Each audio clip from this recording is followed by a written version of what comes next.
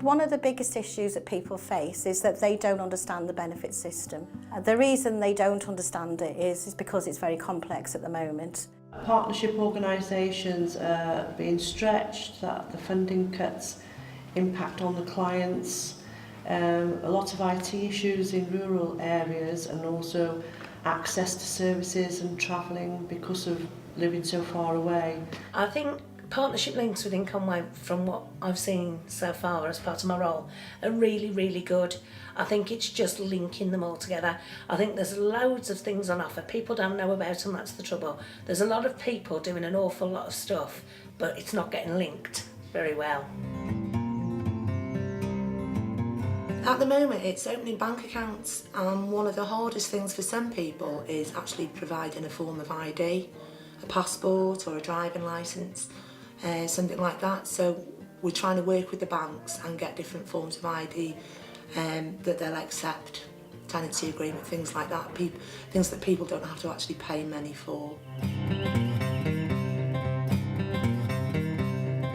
Saver, but nowadays with things are saving each week's getting a lot harder, whereas it used to be you could put £5 a week away minimum. Sometimes it's just you manage to put £1 a week away. Things are getting a lot tighter. Being disabled, I can't get around like I used to do, so I probably save more than I spend these days. They're not easy to access now. You have to have driving licence, passport. I'm a person that doesn't drive and I haven't got a passport, so therefore a lot of banks will not let you open a bank account. But I've got fears for my grandchildren and my children because it's getting harder and harder for them. I know pensioners don't get a lot of money, but you know, you can survive on it. A pensioner can survive on it, where a family can't, on the pittance what they're giving them. If your child wants a pair of shoes, what are you going to do? Buy them shoes or pay the bedroom tax? Get the kids shoes, so they'll all be evicted. You know, it's going to get terrible. It's going to get worse than it's ever been.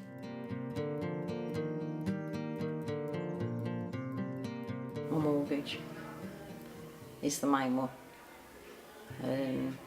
As long as I can feed my kids and keep the roof over their head and basically pay the bills, then yeah, even if I've got to go without. But my mortgage is my biggest worry because I don't want to lose the roof over their head. And that's the main. I've worked hard all my life to get that out, to be able to own my own properties. Only the other day I came across a case where a client had been struggling for years basically, when she could have been getting more help.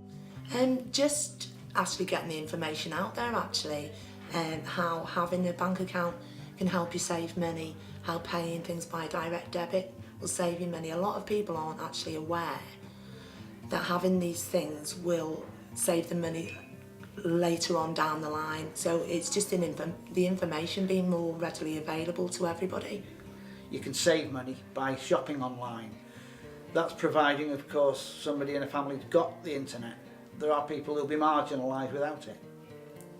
You do need access and knowledge to take advantage. My health had deteriorated and I wasn't going to be able to carry out my work, and so eventually I had to retire on ill health.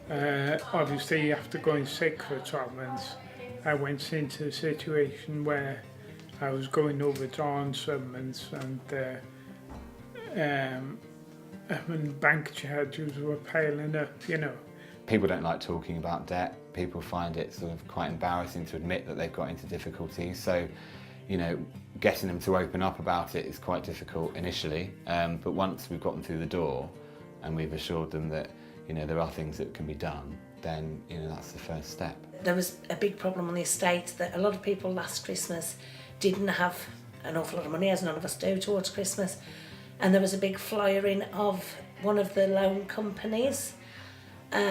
So what they'd done was they took out one of these payday loans for Christmas, paid them off in January, and then come 2 weeks after that they'd got no money again, so they had another loan. Well, of course, now 6 or 7 months down the line they're in debt and they can't find the way out of it. The biggest barriers I think people are facing at the moment is the complexity of the benefit system. Knowing where to go, what to do, how to deal with Job Centre Plus, Department of Work and Pensions. Knowing how to get around all these things can be a minefield, particularly when people are vulnerable, may have learning disabilities, serious health conditions. They get so stressed out.